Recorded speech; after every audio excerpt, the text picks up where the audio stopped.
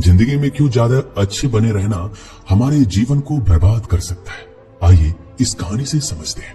बात उस समय की है जब गुरुकुल में शिक्षाएं हुआ करती थी, अर्थात सारे ही बच्चे गुरुकुल में शिक्षा पाने के लिए जाते थे, वहीं पर रहते थे, वहीं पर प्रगति का आनंद लेते थे और पूरी जिंदगी वहीं पर अपनी शिक्षाएं ग्रहण करते थे। ऐसे ही एक गांव से मोहन नाम का युवक गुरुकुल में पढ़ाई करने के लिए जाता है। उसके माता पिता बचपन से ही उसे गुरुकुल में पढ़ाई के लिए भेज देते हैं। गुरुकुल जाने के बाद वह अपने सहपाठियों के साथ बहुत सालों तक बहुत अच्छी शिक्षाएं ग्रहण करता है।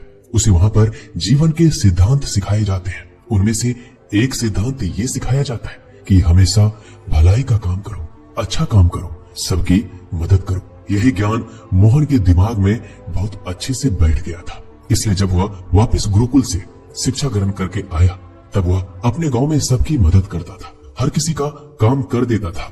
कोई भी युवक उससे कोई भी काम करने के लिए कहता तो वो मना नहीं करता था। लेकिन जैसे जैसे समय बीतता गया, एक दिन उसने अपने कानों से छुपकर सुना कि गांव के कुछ युवक उसका मजाक बना रहे हैं और सब कह रहे हैं कि वो तो बस फायदा उठाने के लिए है, उसके तो मजे लो, उससे तो अपने काम निकलवाओ। वो किसी के काम को मना नहीं करता है, वो दूसरों के काम करने के लिए वो खुद के काम भी छोड़ देता है। बताओ कितना मूर्ख है। ये सारी बातें सुनने के बाद मोहन के कान में खून उतर आया। वह निस्वार्थ रूप से सबकी मदद करता था, सच्चे दिल से करता था, लेकिन बदले में उसे क्या मिला यह सुनकर उसका दिल सहम गया। उसने मन ही मन में निश्चय किया कि आज के बाद वह किसी की भी मदद नहीं करेगा। और अब मोहन गांव का ऐसा युवक बन गया था जो किसी की भी मदद नहीं करता था।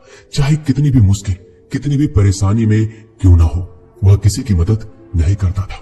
मोहन को अब किसी भी बात से फर्क नहीं पड़ता था। उसके इस व्यवहार को देखकर गांव वाले आश्चर्य में रहते थे।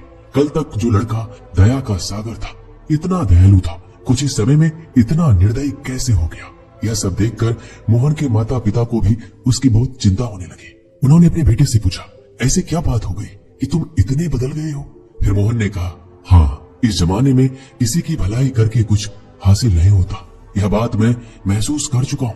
मैंने जीवन में जितनी भी शिक्षाएं गुरुकुल से ग्रहण की थी, वो सारी शिक्षाएं बेकार चली गई है, वो व्यर्थ हो गई है, क्योंकि ये संसार किसी का भी नहीं है। यहाँ सच्चे दिल से कोई भी किसी की भी मदद कर दे उसे बेवकूफ समझा जाता है। ये सारी बातें कहते कहते मोहन वहीं रोने लगा। इसके बाद मोहन बहुत परेशान रहने लगा। उसके माता पिता पहले वाला मोहन लौट कर आ जाए, बस यही चाहते थे। वह वही मोहन चाहते थे जो सब लोगों की मदद करता था। लेकिन उनका बेटा कहीं दूर निकल चुका था, कहीं खो गया था। दिन व दिन मोहन के हालात और भी गंभीर होते चले गए। एक दिन उनके माता पिता को पता चला कि पड़ोस के गांव में एक बौद्ध भिक्षु आए हैं। वह मानव स्वभाव के बारे में कुछ बता सकते हैं। इसलिए मोहन के माता पिता मोहन को लेकर उस बौद्ध भिक्षु के पास पहुंचे। जब वो उस गांव में घुस रहे होते हैं तब एक औरत एक बौद्ध भिक्षु को बहुत जला कटा सुना रही थी। वो औरत कह रही थी, तुम्हें शर्म नहीं आती? भीख मांगने के लिए आ जाते हो, सुबह सुबह अपना काम तो करते नहीं, दरवाजे के पास आकर खड़े हो जाते हो और पता नहीं ऐसी क्या क्या बातें कर रहे थे। बौद्ध भिक्षु तो भिक्षा मांगकर ही खाते हैं, उन्हें तो सब कुछ ही सहना पड़ता है। इसलिए वो बौद्ध भिक्षु एकदम शांत खड़ा हुआ था। उसमें क्रोध का भाव तीन का मात्र भी नहीं था और उस भिक्षु को उस घर से भिक्षा भी नहीं मिली। तब वह दूसरे घरों की तरफ निकल गया। ये सारा दृश्य मोहन भी देख रहा था। इसके बाद उसके माता पिता गांव वालों से पूछकर उस बौद्ध भिक्षु की ठिकाने पर पहुंचते हैं। वहां पहुंचकर वो देखते हैं ये वही बौद्ध भिक्षु था जो गांव में भिक्षा मांगकर वापस आ गया था, जिसे वो औरत जली कटी सुना रही थी। उनके पास जाने के बाद मोहन और उसके माता पिता ने उन्हें प्रणाम किया और वहीं पर बैठ गए। इसके बाद मोहन के माता पिता ने सारी परिस्थितियां उस बौद्ध भिक्षु के सामने बयां कर दी। उन्होंने अपने बेटे का जिक्र करते हुए बताया, यह हमारा बेटा पहले दयालु हुआ करता था, सबकी मदद करता था, लेकिन अचानक पता नहीं इसके जीवन में क्या हो गया। अब यह किसी की मदद नहीं करता। इसके सामने अगर कोई व्यक्ति मर भी क्यों ना रहा हो, उसे यह पानी तक ना पिलाए, ऐसा स्वभाव हो गया है। हम ये समझ नहीं पा रहे हैं ये बदलाव अचानक से हुआ कैसे।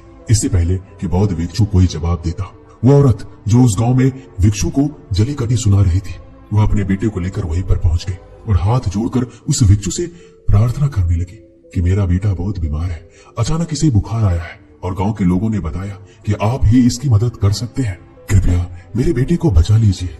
यह सुनकर तुरंत वह बौद्ध भिक्षु उसके उपचार में लग गया। कुछ ही देर बाद औषधि देने के बाद वह बच्चा एकदम स्वस्थ हो जाता है। यह सब देखकर वो औरत उस भिक्षु को कुछ भिक्षा देकर प्रणाम करके वापस चली जाती है।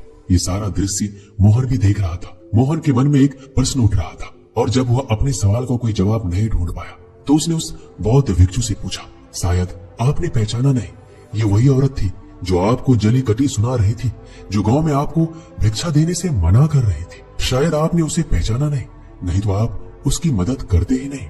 मोहन की बातें सुनकर बौद्ध भिक्षु मुस्कुराने लगते और कहते, दूसरों के अच्छे करने से कुछ अवस्थाओं में दुख प्राप्त होता है, लेकिन अगर तुम कर्मों का सिद्धांत समझ लेते हो तो अच्छाई और बुराई, इसके सारे भेद तुम्हारे सामने उजागर हो जाएंगे।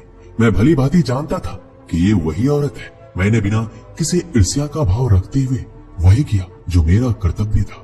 जीवन में जब आप किसी की भलाई, किसी की अच्छाई बिना किसी लालच के करते हो, तो जीवन में आप किसी की भलाई, किसी की अच्छाई बिना किसी लालच के करते हो, बिना किसी बदले के करते हो, वही अच्छाई होती है। लेकिन अक्सर हम लोग जब किसी की मदद करते हैं तो हमारे मन में यही भावना बन जाती है कि बदले में वो इंसान भी हमारी मदद करे। लेकिन जरूरत पड़ने पर जब वो व्यक्ति हमारी सहायता नहीं करता तो हमें दुख पहुंचता है। इसलिए किसी भी इंसान के साथ बिना कुछ पाने के भाव से उसकी मदद करो और उतना ही भलाई करो जितना कि तुम्हारा सामर्थ्य हो, यानी आपके आर्थिक और शारीरिक क्षमता के हिसाब से किसी की मदद करो, ताकि कल को अगर वो इंसान आपके साथ बुरा व्यवहार भी करे तो तुम्हें कोई भी उसका खेद ना हो, उसका पश्चाताप ना हो कि मैंने तो इसके लिए इतना कुछ किया था और ये अब मेरे साथ ऐसा व्यवहार कर रहा है। इसलिए किसी का इतना ही भला करो जिससे तुम आहत ना हो। दूसरी बात, किसी दूसरे परिवार के झगड़े के बीच कभी मत पड़ना। अगर कोई पति पत्नी आपस में लड़ रहे हैं और वो पति अपने पत्नी को पीट रहा है तो तुम उसे बचाने के लिए पहुंच जाती हो कि भाई तुम औरत को क्यों पीट रहे हो। तो ऐसा करना तुमको संकट में डाल सकता है, क्योंकि वही जिसकी तुम मदद करने के लिए गए हो वो ये भी कह सकती है, ये हमारी आपस की बात है, तुम्हें इससे क्या लेना देना, और इसका तुम्हारे पास कोई भी जवाब नहीं होगा। इसलिए दूसरों के झगड़ों में कभी टांग मत अड़ाना। अगर ऐसी स्थिति पैदा हो जाए कि कोई तुमसे मदद मांगे तो सबसे पहले दरोगा तक खबर पहुंचा दो, सरकार इसका फैसला करेगी। तीसरी बात, अपने विवेक का इस्तेमाल करो। अपनी आंखें खोलकर देखो कि इसे वास्तविक रूप में मदद की जरूरत है और कौन ढोंग कर रहा है, क्योंकि अक्सर लोग दया का पात्र होने का दिखावा करके आपको बेवकूफ बनाकर आपसे मदद ले लेते हैं। जैसे कि आज के युग में हम बहुत सारी जगहों पर ऐसा देखते हैं। बस अड्डों पर, रेलवे स्टेशन पर बहुत सारे छोटे छोटे बच्चे भीख मांगते रहते हैं। उसमें दो स्थितियां पैदा हो जाती है। अगर आप उन्हें भीख देते हैं तो आप भीख मांगने को बढ़ावा देते हैं। अगर आप भीख नहीं देते हो तो बच्चा आज शायद खाना भी ना खा पाए। इसलिए आपको ऐसी स्थितियों में अपने विवेक का इस्तेमाल करना चाहिए। आप उन्हें पैसे देने के बजाय उन्हें खाना खिला सकते हैं या कुछ किताबें दिला सकते हो। इसलिए सही तरीके से मदद करने के लिए विवेक का होना भी बहुत जरूरी है, वरना आपके धन का दुरुपयोग हो सकता है।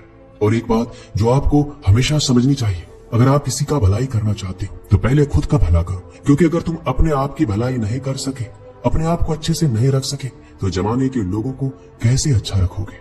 इसलिए कहीं आपने अपने मन में ये भ्रम तो नहीं बना रखा है कि मैं तो अच्छा इंसान हूँ, मैं दूसरों की मदद करता हूँ, और वह तुम्हारा अहंकार का रूप है। इसलिए जीवन कभी भी परफेक्ट या पूर्ण नहीं हो सकता। हम हमेशा अपने जीवन में परफेक्शन पाने की कोशिश में रहते हैं। इसलिए दूसरों को बदलने की